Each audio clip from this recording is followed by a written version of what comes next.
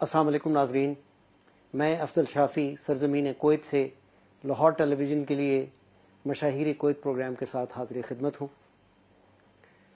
ناظرین، میرے لیے بہت فخر اور خوشی کی بات ہے، گھر میں میرے غریب خانے پر ایک اتنی بڑی ہستی تشریف لائے ہیں کہ ان کا انٹروڈکشن دیتے ہوئے مجھے بہت فخر محسوس ہو رہا ہے۔ ایک پاکستانی ہونے کے ناطے بھی اور ایک ادب کا معمولی سا طالب علم ہونے کے ناطے بھی میں یہ سمجھتا ہوں کہ ایسے لوگ آج کے دور میں ہمارے لیے بہت بڑی نعمت ہیں، جن پر بجا طور پر فخر کیا جا سکتا ہے، اور آنے والی دنوں میں ہماری نسلیں ان کے کام سے، ان کے کنٹریبیوشن جو انہوں نے ادب کے لیے کیا ہے، اس سے بہت سارا فائدہ اٹھا سکتی ہیں۔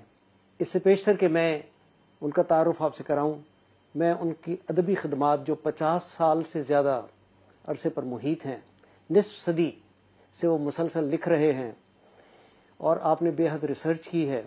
آپ کی 12 کتابیں اس وقت تک آ چکی ہیں، اور 12 کی 12 کتابوں کو انہوں نے خود شائع نہیں کروایا۔ ان کے چاہنے والے، ان کے دوست احباب، ادب پسند لوگ ان سے وہ اسکرپٹ لے کر کتابوں کی شکل دی ہے۔ میں یہ سمجھتا ہوں ان تمام لوگوں کی خدمات بھی باعث صد افتخار ہیں۔ آپ کی سب سے پہلی کتاب 1974 میں کفن پر تحریریں مارکیٹ میں آئی۔ اس کے بعد 1984 میں ایک لمیٹڈ ایڈیشن میں اور تم ہالینڈ میں پبلش ہوا۔ 1990 میں آپ کی مرثیہ کی پہلی کتاب سرمایہ حیات جاپان سے شائع ہوئی، اور یہ واحد کتاب ہے مرثیہ کی جاپان سے جو پہلے نہ کبھی شائع ہوئی، نہ اس کے بعد آج تک کوئی کتاب شائع ہوئی۔ سو ایک اکلوتی کتاب سرمایہ حیات جاپان سے شائع ہوئی۔ مرثیہ کی دوسری کتاب 2001 میں فرات کے آنسو شائع ہوئی۔ پھر اس کے بعد زینت ہستی اور عطائے رضا، یہ 4 کتابیں آپ کی مرثیوں پر لکھی ہوئی ہیں۔ آپ کے پاس 2500 غزلیں شائع ہونے کی منتظر ہیں۔ آپ 12 کتابوں کے خالق ہیں۔ 1973 میں ریڈیو سے منسلک ہوئے پاکستان میں۔ 1984 سے 1989 تک ریڈیو اکیڈمی میں ایز انسٹرکٹر آپ کام کرتے رہے۔ 1989 سے 1992 تک جاپان ریڈیو میں ایز کنسلٹنٹ اس سے منسلک رہے۔ پھر 1992 سے لندن میں 2013 تک آپ بی بی سی میں رہے۔ میں یہ سمجھتا ہوں کہ نشریات آپ کے خون میں شاید شامل ہیں۔ آپ کے والد وہ ہستی ہیں جنہوں نے پاکستان کی آزادی کی نوید سب سے پہلے اس دنیا کو سنائی۔ آپ ان کے بہت شاندار بیٹے ہیں۔ ان کو یقیناً فخر تھا آپ پر، آپ کی پوری فیملی کو آپ پر فخر ہے، ہم تمام دوستوں کو آپ پر فخر ہے۔ میرا مقصد آپ کے سامنے پیش کرنا ہے جناب صفدر حمدانی صاحب کو۔ السلام علیکم سر۔ بہت شکریہ آپ سے جاوید صاحب، کیسے ہیں سر آپ؟ آپ نے جتنا میرے کام کا تذکرہ کیا ہے، آپ یقین کیجئے کہ 50-55 برس سے یہ جو کچھ کیا ہے، مگر آج محسوس ہوتا ہے کہ ابھی کچھ نہیں کیا۔ بس صرف ایک چیز تسلی دیتی ہے کہ 50-55 برس سے مسلسل یہ کام کرتے رہنا ہی خاصا اہم کام ہے۔ شکریہ آپ کا۔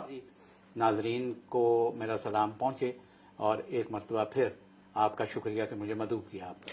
ان کا تعارف وقفے وقفے سے جاری رہے گا۔ جیسے آپ عالمی اخبار آن لائن 10 سے 12 سال ہو گئے ان کو نکالتے ہوئے، آپ دن میں کئی مرتبہ اس کو ریویو کرتے ہیں، اپڈیٹ کرتے ہیں، اور یہ وہ واحد اخبار ہے اپنی ذات میں جو بغیر کسی اشتہار کے 12 سال سے کامیابی سے چلا آ رہا ہے، اور اس کے چاہنے والے، اس کو پڑھنے والے پوری دنیا میں پھیلے ہوئے ہیں۔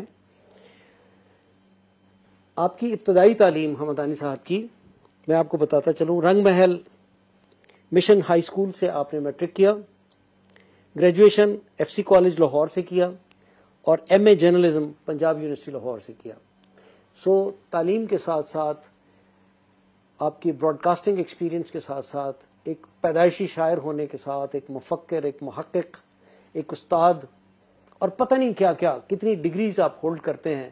میں یہ سمجھتا ہوں کہ ایسے بندے کو انٹرویو کرنا بذات خود ایک بہت بڑا چیلنج ہوتا ہے، لیکن میرے لیے اور لاہور ٹیلی ویژن کے لیے یہ بڑی خوشی کی بات ہے کہ اتنی بڑی ہستی آج ہمارے درمیان موجود ہے۔ حمدانی صاحب ماشاءاللہ آپ ایک مستند شاعر ہیں، اور بے شمار جگہ پر اس حقیقت کو تسلیم کیا گیا ہے. لوگ آپ کے بے انتہا فین ہیں، آپ کو پڑھتے ہیں، آپ کے بارے میں رائے بہت اچھی اچھی دیتے ہیں. آج کی اس نشست میں یہ اس بات کا فائدہ اٹھانے کی کوشش کروں گا کہ جتنے شعراء کرام اب ہیں اور آئندہ آنے والے ہیں، ہماری گفتگو میں کچھ ایسی باتیں ہو جائیں کہ ان کے لیے یہ مشعل راہ ہوں. آج بندے صرف 2 جملوں کو ایک ہی طرح کی آواز میں بنا کر یہ سمجھتے ہیں کہ وہ شاعر ہو گئے. کیا شاعری یہی ہے؟ افضل شاعری صاحب، یہ میری بڑی دکھتی رگ ہے جسے آپ نے چھیڑا ہے. اچھا. میرا فلسفہ جی بہت برسوں سے یہ ہے کہ شعر کہنا اور شاعر ہونا بالکل 2 الگ الگ چیزیں ہیں. واہ واہ. دیکھیے، شعر تو ہمارے ہاں امی بھی کہتے تھے. جی امیوں میں بہت بڑا نام استاد دامن کا گزرا، بے شک. اور موچی دروازے کے باغ میں امیوں کے ساری ساری رات مشاعرے ہوا کرتے تھے. شاعر آدھا پیغمبر ہوتا ہے. جی وہ آنے والے زمانوں کی خبر دیتا ہے، بے اور شک. یہ خبر اس کا ویژن ہے. بہت اچھا. یہ جو شاعری اب ہو رہی ہے گزشتہ کوئی 25-30 برس سے، اور پھر خاص طور پر یہ جو فیس بک کی شاعری ہو رہی ہے، جی یہ قافیہ ردیف تو ہو سکتا ہے، شاعری نہیں ہے. میں بالکل معذرت چاہتا ہوں ٹھیک آپ سے. ٹھیک. دیکھیے، ہمارے ہاں اگر میں پیچھے جا کے فراز سے شامل کروں لوگوں کو، تو فراز سے پہلے ہمارے ہاں جو مزاحمتی شاعری تھی، اس کا ایک بہت بڑا نام میرے اپنے خالو تھے جی. صوبہ سرحد میں، فارغ بخاری صاحب. جی فقیہ شہر کا سکہ ہے کھوٹا، مگر اس شہر میں چلتا بہت ہے. واہ واہ. وہ ساری زندگی ان کی جیل میں گزری اسی وجہ سے، اور پھر اس مشعل کو لے کے فراز چلے. جی آج میں اپنے آپ کو خود مزاحمتی شاعری کا ہی نمائندہ سمجھتا ہوں. اصول کے ساتھ جی. جینا بہت مشکل ہے، بے شک، بہت مشکل بے ہے. شک. ہم نے شاعری کو دراصل قافیہ ردیف بنا دیا. دوسری بات، جی. ایک طبقہ ایسا، میں عروضیہ نہیں ہوں بالکل، اور عروض کے مخالف نہیں ہوں. عروض ایک علم ہے جیسے تمام علوم ہیں. جی. اگر آپ اسے جانتے ہیں فبیہا، بہت اچھی بات ہے، لیکن شاعری کا نام عروض نہیں ہے. بے شک بے شک. عروض، میں ذرا سخت لفظ استعمال کرنے لگا ہوں، عروض منجی پیڑھی ٹھوکنے کا نام ہے. ٹھیک. آپ شعر کہہ رہے ہیں، بے شک. شعر کا بنیادی چیز جو ہے وہ ہے خیال. خیال. بے شک. بالکل آج صحیح. کی شاعری میں خیال بہت کم نظر آئے گا. دیکھیے، وہ جو استعاراتی شاعری ہمارے ہاں آئی تھی، جی. یا ڈاکٹر انور سجاد صاحب کو اللہ زندگی دے، بیمار ہیں ان دنوں وہ، انہوں نے استعاراتی افسانہ شروع کیا تھا. تو استعارے کا مطلب یہ نہیں ہے کہ بات آپ کی سمجھ میں نہ آئے. بے شک بے جس شک. طرح سے کتاب چھپوانا اور شاعری کرنا، میں آپ کو ایک ہسٹوریکل بات بتاتا ہوں. ہمارے ہاں پاکستان میں ایک بزرگ شاعر گزرے، حضرت قمر میرٹھی. جی. کرشن نگر لاہور میں رہتے تھے وہ، اور وہ حضرت داغ کے آخری کنفرمڈ شاگرد تھے. جی. قمر میرٹھی صاحب نے 60 سے زیادہ برس شاعری کی، اور افضل بھائی ان کا کوئی مجموعہ نہیں ہے. واہ واہ. میرے افسر تھے اسلام آباد ریڈیو میں عزیز حامد مدنی، جان ایلیا کے بعد ڈکشن کے بہت بڑے شاعر. ان کا پہلا مجموعہ کلام جب وہ 60 برس کی عمر میں ریڈیو سے ریٹائر ہوئے پھر شائع ہوا. واہ واہ. اب ہم کیا کریں کہ ہم اس عہد میں رہ رہے ہیں کہ ایسے ایسے نوجوان ہیں کہ ان کی اپنی عمر 48 برس ہے، شعری مجموعے 84 ہیں. اللہ اکبر. اسی لیے میں نے ابتدا میں ہی آپ کو کہا کہ یہ شعبہ اب جو ہے یہ پبلک ریلیشننگ کا شعبہ. میرا جیسا آدمی بالکل شعر کی منڈی کا مال ہی نہیں ہے. بے شک. تو یہ جو شاعری کا آج حال ہو گیا ہوا ہے، یہ بس اسی طرح سے، اسی لیے میرے جیسے آدمی شاعر نہیں ہے. اس لغوی معنوں میں جو آج کا سکہ رائج الوقت ہے، اس میں ہم جیسے لوگ شاعر نہیں ہیں. شعر کہہ لیتے ہیں، لوگوں کی اگر سمجھ تک پہنچ جاتی ہے بات، فبیہا. حکومت کو دیکھ لیں تو اس کی ترجیحات کی فہرست میں 1، 10، 50، 100 نہیں، فنون لطیفہ اور شاعری کا نام نہیں ہے اللہ اکبر کسی ترجیحاتی فہرست میں. اب اگر درباری شاعری بننا ہے تو اس سے اچھا ہے پھر یہ کام نہ کریں. ہماری تو خو ہی نہیں ہے. ہماری خو تو وہ ہے کہ صفدر میں چل سکا نہ زمانے کے ساتھ ساتھ، نفرت منافقت سے رہی عمر بھر مجھے، واہ، صفدر میں چل سکا نہ زمانے کے ساتھ ساتھ. اور میرا فلسفہ شعر یہ ہے، یا تو میں حیات میں جو کچھ کرتا ہوں اس تجربے کو شعر میں ڈالتا ہوں، جی، یا جو شعر لکھتا ہوں اس پہ تجربہ کرتا ہوں زندگی کا. واہ، میری ناکامیوں کا مجھ کو یہ باعث نظر آیا، کسی کی بے وجہ تعریف کی عادت نہیں مجھ میں. واہ واہ، یہ ہے میری زندگی ٹوٹل. دیکھیے آدمی شعر کے ساتھ حیات گزارتا ہے. صحیح، شاعر کبھی کبھی برسوں لگ جاتے ہیں اسے غزل مکمل کرنے میں. میں آج بھی میرے پاس 1965 66 67 کے شعر لکھے ہوئے پڑے ہوئے ہیں جی جی، جو غزل نہیں بن پائے، اور میں زبردستی منجی پیڑی ٹھوکنے والا آدمی نہیں. یہ بہت مختصر سا. بہت بہت خوبصورت باتیں میرے مہمان جناب صفدر حمدانی کر رہے ہیں. بہت جگرا چاہیے ہوتا ہے اس طرح کی سچی اور کھری باتیں کرنے کے لیے. مجھے بہت خوشی ہے کہ لاہور ٹیلی ویژن پر آج کے مہمان بہت ہی منفرد مہمان ہیں. آپ کے بارے میں ایک اور بات کہ آپ نے ایک ریسرچ کی ایک شاعر پر، اس کی کہانی. میرے ایک دوست تھے بیلجیم میں، تو مجھے وہ کہنے لگے کہ یار یہ میرے نانا کی ایک چیز ہے، یہ دیکھیے. میں نے دیکھی، میں نے کہا یہ وہ علامہ اقبال کے کنٹمپریری تھے، ان کا نام تھا نور زمان. جی، تو پتہ یہ چلا کہ وہ امی تھے، نہ لکھ سکتے تھے، نہ پڑھ سکتے تھے، نہ سائن کر سکتے تھے. اب جو چیزیں میں نے ان کی دیکھنی شروع کی تو وہ عربی میں تھی، فارسی میں تھی، بھائی واہ واہ، اردو میں تھی، پنجابی میں تھی. میں نے کہا یار تمہیں یاد ہے کہ نانا تمہارے پڑھے لکھے تھے کہ نہیں تھے؟ کہنے لگا نہیں واقعی یہ تو میری والدہ نے چیزیں رکھی ہوئی ہیں. اب وہ کاغذ رکھے جو یلو ہو جاتے ہیں وہ، میں نے وہ کاغذات ان سے لیے. کئی کاغذات ایسے تھے جنہیں مجھے پیچھے ٹیپ لگا کے انہیں ویسا بنانا پڑا. اور تقریباً کوئی 3 ماہ میں نے وہ کتاب پڑھ کے جہاں جہاں سے لفظ مٹ گئے تھے وہاں مناسب لفظ ایڈ کر کے اسے ٹائپ بھی میں نے ساری کی ساری کو خود کیا. اور پھر ہم نے اس کتاب کو نور کربلا کے نام سے شائع کیا. ماشاءاللہ. پھر اس کا کیسٹ بھی بنایا ہم نے. بھائی واہ واہ. اور اس طرح یہ کتاب جو ہے یہ سامنے آئے نور زمان صاحب سے. اور میں بتاؤں ایسے سینکڑوں لوگ ہیں ہمارے ہاں. 2 چیزیں بالکل مفقود ہو گئی ہیں، بڑے نام والے شاعر جو ہیں ان کے ہاں بھی، اور نئے لوگوں میں اسی لیے پیدا نہیں ہوئے کہ سامنے ہمارے کوئی آئیڈیل ہے نہیں. جی جی، مطالعہ غائب ہو گیا ہے. شاعری جو ہے یہاں سے نہیں پیدا ہوتی، اس کو تو دل کو تو بدنام کیا ہوا ہے ہم شاعروں نے بیکار میں. شاعری یہاں سے پیدا ہوتی ہے. یہ شاعری کا منبع شاعری تو انبیاء نے کی ہے. میں حضرت ابو طالب کی مثال آپ کے دیتا ہوں.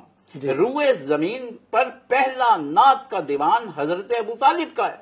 واہ واہ. وہ 26 زبانوں میں ٹرانسلیٹ ہو چکا ہوا ہے اردو سمیت. اردو ادب کے بیتاج بادشاہ، جدید نظم کے بانی مولانا محمد حسین آزاد کی قبر پاکستان میں کہاں ہے؟ پھر جب میں خاموش دیکھتا ہوں تو پھر انہیں پوچھتا ہوں چلو میں اور آسان کرتا ہوں، پاکستان کو چھوڑیے لاہور میں کہاں ہے؟ بھائی واہ. لاہور کے رہنے والے مجھے بتا دیں. بھئی آپ کو یہی نہیں پتا. اور یہ قبر نہیں ہے، پورا مقبرہ ہے بہت بڑا. داتا دربار کے پیچھے گام شاہ کی جو جگہ ہے اس میں 2 بہت بڑے بڑے چبوترے ہیں، جن میں سے ایک لیفٹیننٹ جنرل ناصر علی خان کا ہے جو پاکستان بننے کے بعد فوج کے پہلے لیفٹیننٹ جنرل ہوئے تھے. اور اس کے بالکل ساتھ مولانا محمد حسین آزاد کا مقبرہ ہے جس کے لوح پہ آج بھی لکھا ہوا ہے حالی کا وہ شعر کہ آزاد لکھتے لکھتے ہی آدھی تو ڈھل گئی اور شمع لال ٹین میں ساری پگھل گئی. میرے والد کو اللہ مغفرت کرے، وہ ہر 22 جنوری کو ان کی وفات پہ سینٹ ہال لاہور میں ایک اجلاس کیا کرتے تھے ادبی. اس میں سب سے سینئر پڑھنے والے ایک نام لے رہا ہوں، مولانا صلاح الدین احمد ادبی دنیا کے مدیر تھے. اب ادبی دنیا کا نام بھی کوئی نہیں جانتا.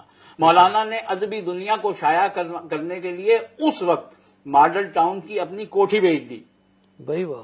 اچھا، اور سب سے جونیئر ترین آدمی کون پڑھتا تھا اس سیمینار میں؟ مرحوم ڈاکٹر وزیر آغا صاحب. واہ واہ. اور اس کے درمیان میں ناظر حسین صاحب. اور دیکھیے اس سے پہلے جب مولانا محمد حسین آزاد کی قبر پہ پھولوں کی چادر چڑھائی جاتی تھی تو کون تشریف لاتے تھے؟ سلام ہو ان پر اور ان کی روح شاد رہے، ڈاکٹر نذیر احمد صاحب گورنمنٹ کالج کے پرنسپل. کہاں رہے مولانا محمد حسین آزاد؟ کہیں نہیں لکھا ان لوگوں نے. انہوں نے وہ پھٹی بھی وہاں سے موچی دروازے سے اتار دی جہاں پر وہ پرانے کارپوریشن کے تام چینی کے بنے ہوئے نیلے رنگ کے بورڈ ہوا کرتے تھے جن پہ گلیوں کے نام لکھے ہوتے تھے. جی جی. تو آزاد بازار موچی دروازے سے اندر داخل ہوتے ہوئے گلی پہ لکھا ہوا تھا وہ بورڈ, آزاد بازار. کوئی اور ملک ہوتا نا تو وہ ان گھروں کو محفوظ کر لیتا, بے شک بے شک. ان ناموں کو. مولانا کی وفات کہاں ہوئی؟ مولانا کی وفات موچی دروازے کے بعد میں ہوئی, کیونکہ جب ان کے والد مولانا محمد باقر کو انگریزوں نے پھانسی دے دی غدر کے اس سلسلے میں, تو اس کے بعد مولانا تھوڑے سے ان کا دماغی توازن بگڑ گیا. تو اس طرح صبح کے وقت جب وہ سیر کر رہے تھے موچی دروازے کے باغ میں تو سامنے درخت آ گیا. تو مولانا نے اسے کہا کہ بدتہذیب, تمہیں یہ پتا نہیں کہ محمد حسین آزاد آ رہا ہے؟ درخت نے کہاں جگہ دینی تھی. تو مولانا نے اپنا سر اس کے اندر مارا, اور کچھ دنوں کے بعد ان کی محرم کی 9 یا 10 تھی, مجھے صحیح طرح یاد نہیں آ رہا, مولانا کی وفات ہو گئی. اب اگر اس مولانا محمد حسین آزاد کا نام نہیں جانتے آپ, اور آپ جدید اردو نظم کے بابے بنے ہوئے ہیں, تو بالکل بیکار ہے. ناظرین, بہت سارے سوالات کے جوابات حمدانی صاحب اپنی بات چیت میں دے رہے ہیں. میں جو پوچھنا چاہتا تھا, کتنے بڑا المیہ ہے کہ ہم اپنے اسلاف کو, ہم اپنے مشاہیر کو بالکل بھلا بیٹھے ہیں. اسی لیے ترقی کی راہیں ہمارے لیے مفقود ہوتی جا رہی ہیں, مسدود ہوتی جا رہی ہیں. جو قومیں اپنے بزرگوں کو یاد نہیں رکھتی, ان کے کارناموں کو یاد نہیں رکھتی, اور ان کے کارناموں سے آگے ان کو بڑھانے کے لیے کوشش نہیں کرتی, وہ قومیں اپنا نشان تک مٹا دیتی ہیں. ہمارے لیے بہت بڑی بد نصیبی کی بات ہے. اور شعرائے کرام خاص طور پر, ہم ہسٹری کو لیے پھرتے ہیں لیکن اپنے اسلاف کے بارے میں کچھ بھی نہیں جانتے. میں تمام شعرائے کرام کو, تمام ادب کے اسٹوڈنٹس کو یہ گزارش کروں گا کہ خدا را ان ہستیوں کو زندہ کیجئے جن کو وقت کی گرد میں ہم لوگوں نے جان بوجھ کر دفنا دیا ہے. ہم ایک غالب, ایک اقبال اور 2-4 چند شعرائے کرام کے علاوہ کسی کو کوئی کریڈٹ نہیں دینا چاہتے. اسی لیے آج انتہائی زیادہ شاعری ہونے کے باوجود کوئی غالب پیدا نہیں ہوتا, کوئی اقبال نہیں ہوتا. کیا وجہ ہے؟ کیوں آج کے دور میں میر تقی میر نہیں آ رہے؟ یقیناً کہیں نہ کہیں کوئی غلطی ضرور ہے. حمدانی صاحب کی باتوں کو تلخی کے نقطہ نظر سے لینے کے بجائے اس طرح لیجئے کہ ہماری کہاں کہاں ناکامیاں ہیں اور ہم کہاں کہاں اپنا راستہ بھٹک گئے ہیں. جناب حمدانی صاحب, گورنمنٹ کے بارے میں باتیں ہو گئیں, ادب کے بارے میں باتیں ہو گئیں, اب ذاتی باتیں کچھ کر لیجئے. آپ تو ماشاءاللہ ہر وقت ریڈیو پہ رہتے ہیں. آپ کی بیگم صاحبہ صفدر, مہاپارا صفدر صاحبہ, وہ بہت بڑا نام اب تک ہیں ماشاءاللہ. تو آپ اپنے شب و روز انتہائی مصروفیت میں کیسے گزارا کرتے ہیں؟ وہ صفدر حمدانی جس کو اس کے گھر والے جانتے ہیں, وہ کیسا ہے, کیا ہے؟ میرے ناظرین یہ جاننا چاہیں گے. میں ذاتی طور پر خود یہ جاننا چاہوں گا کہ اتنا بڑا شاعر, اتنا بڑا رائٹر, اتنا بڑا محقق, ریسرچر, اتنا بڑا براڈ کاسٹر, یہ سارے ٹائم کو مینج کر کے صفدر حمدانی کو کہاں رکھتا ہے اور وہ اپنے بچوں سے کہاں ملتا ہے؟ ایک شعر میں جواب دیتا ہوں آپ کو. جی. ایک تفسیر چاہیں گے تو وہ بھی بتا دیں. جی. مجھے ایسا سچ کا سبق دیا میرے باپ نے, واہ واہ واہ واہ واہ, مجھے ایسا سچ کا سبق دیا میرے باپ نے کہ میں اپنے گھر میں بھی اجنبی کی طرح رہا. ہائے ہائے, واہ واہ واہ, بے شک. یہ ہوں میں بالکل اپنی اہلیہ کو سلام کرتا ہوں. جی. بہت بہادر خاتون ہے, بہت بہادر خاتون ہے جس نے میرے ساتھ گزارا کیا. انہوں نے میری کسی کتاب پہ کبھی کچھ نہیں لکھا, لیکن ایک معجزہ قلم میری رباعیات کی کتاب تھی, جی, اس پہ انہوں نے لکھا تھا کہ صفدر نے یہ عزائی اور دینی شاعری کر کے اپنی آخرت تو شاید محفوظ کر لی, لیکن اس کے اس عمل میں جس طرح میں اور میرے دونوں بچے پسے ہیں یہ میں جانتی ہوں. واہ واہ. اصول کے تحت زندگی گزارنا, روز نہیں مرنا, روز کئی بار مرنا, لمحہ لمحہ مرنے والی بات. اور میں نے یہ جو شعر کہا ہوا ہے, میں نے پہلے آپ کو کہا کہ یا جو مجھ پہ گزرتی ہے اس کا شعر کہتا ہوں, یا جو شعر کہتا ہوں اس پہ عمل کرتا ہوں. اسی لیے مجھے ذرا سا کڑوا مزید فکرہ کہہ دیجیے, میں وہ ملا مولوی نہیں ہوں جو فقط واز کرتا ہے. پہلے میں خود عمل کرتا ہوں, پھر اپنے بچوں کو کہتا ہوں. بہت اچھا. الحمدللہ میں نے اپنے دونوں بچوں کو یہی تربیت دی اور مشکل حالات میں انہیں ڈالا. دیکھیے ماپارا کی آپ نے بات کی, وہ پاکستان ٹیلی ویژن میں اس وقت رہی جب کوئی دوسرا ٹیلی ویژن نہیں تھا. جی. اللہ نے بہت عزت شہرت دی. بی بی سی میں پاکستان سے آنے والی دوسری خاتون تھی. ان سے پہلے سوریا شہاب آئی تھی. جی. اور پھر یہ مستقل اب سے کچھ مہینے پہلے تک وابستہ رہیں. اب انہوں نے ختم کیا ہے. جی جی. لیکن ان کے ساتھ بھی وہی ہے. میں بہت زیادہ ڈیٹیل میں نہیں جاتا. ان کے ساتھ بھی وہی ہے. وہ تعلیم کے اعتبار سے شاید اپنے ادارے میں سب سے زیادہ پڑھی لکھی خاتون ہے. ایک ایم اے انہوں نے انگریزی پاکستان میں کیا, ایم اے ویمن اسٹڈیز لندن یونیورسٹی سے کیا. بھائی واہ.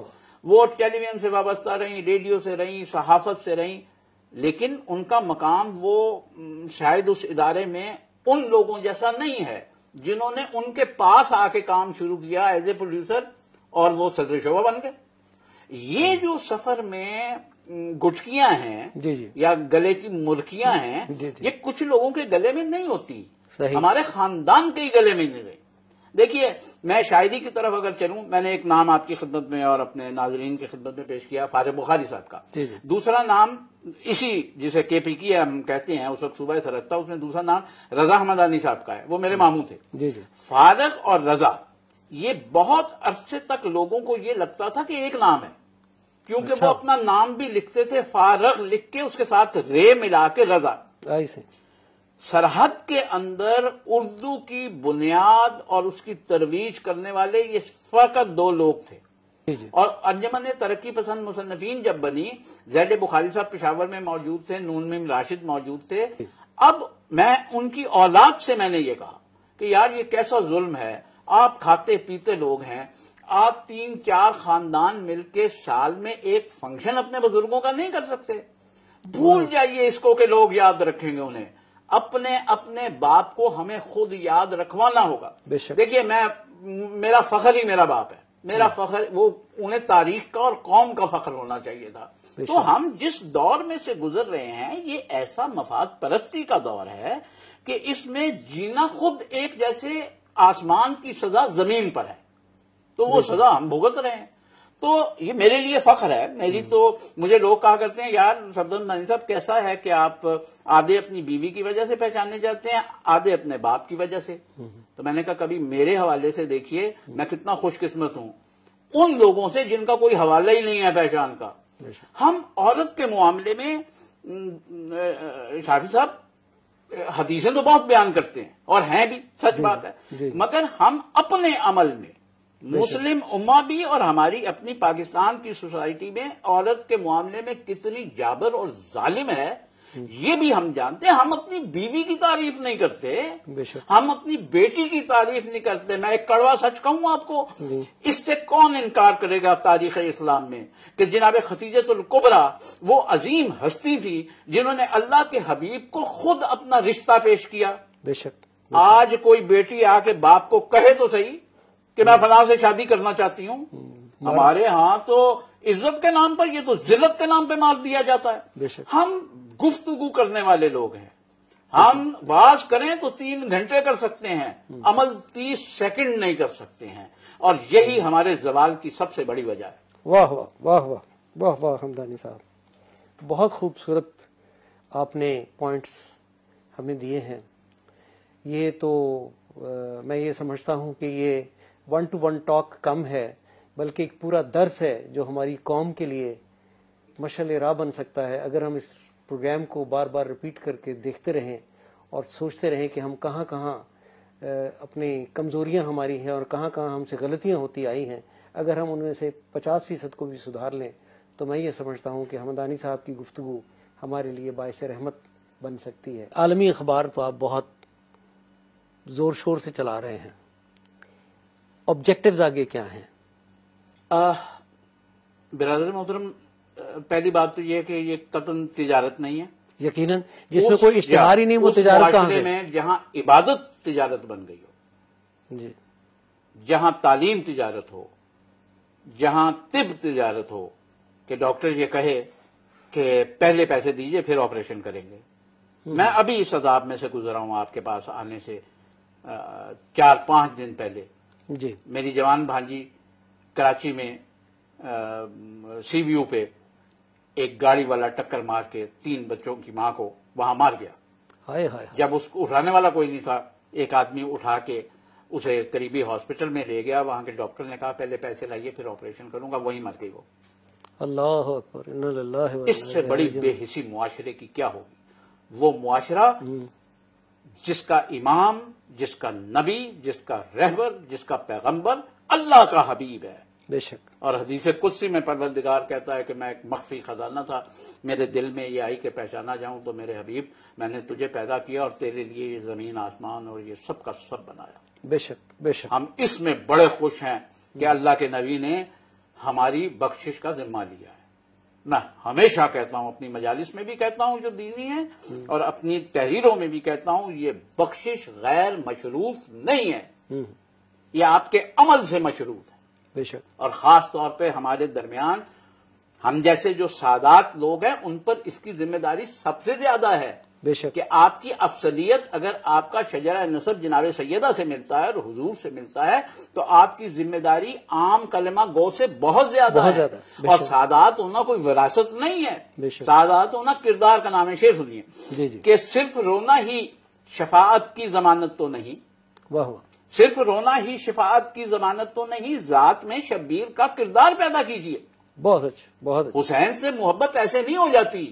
بے شک، میں جس مسلک سے تعلق رکھتا ہوں میں نے اس کے حساب سے کیا کہ آنسو بہانے اور رونا کوئی شفاعت نہیں ہے کہ آپ کی شفاعت ہو جائے گی۔ جب تک آپ ایک دن، میں لوگوں کو اکثر کہتا ہوں بس ایک چیز طے کر لیجئے کہ آپ نے ایک دن میں ایک سچ بولنا، واہ واہ، اور 15 دن کے بعد مجھے اپنی طبیعت بتائیے گا کیسی ہے۔ پہلی مخالفت آپ کی گھر سے شروع ہوگی، بے شک، باہر والے تو پھر دیکھیں گے آپ کو۔ جی جی، میں نے ایک صاحب کو کہا کہ آپ میں سے ہر آدمی اٹھ کے کہتا ہے کہ روزہ تزکیہ نفس ہے جی، بالکل مانتے ہیں، لیکن یہ بتائیے کہ روزہ کب واجب ہوا تھا؟ اس نے کہا جی تقریباً اس صدی میں۔ تو میں نے کہا یہ بتائیے کہ اس وقت سے لے کے اب تک 29 کے حساب سے کتنے روزے رکھے گئے؟ لکھو کھا ہو گئے۔ اگر آپ نے واقعی روزہ منہ بند کرنے کی بجائے تزکیہ نفس کے حساب سے رکھا تھا تو یہ جو آج آپ کی ذلت ہو رہی ہے یہ کس وجہ سے ہو رہی ہے؟ بے شک، پتہ یہ چلا کہ آپ نماز پڑھتے ہیں جو قرآن میں ہے ہی نہیں۔ قرآن میں نماز قائم کرنا ہے، بے شک، قائم آپ اس وقت کریں گے جب آپ خود قیام میں ہوں گے۔ جی جی، قیام کے لیے دیکھیے حضرت علی علیہ السلام کی کیا کمال کا فکرہ ہے، بہت سی چیزیں ہیں۔ کمال کا فکرہ یہ ہے کہ جس نے خود کو پہچانا اس نے اپنے رب کو پہچانا۔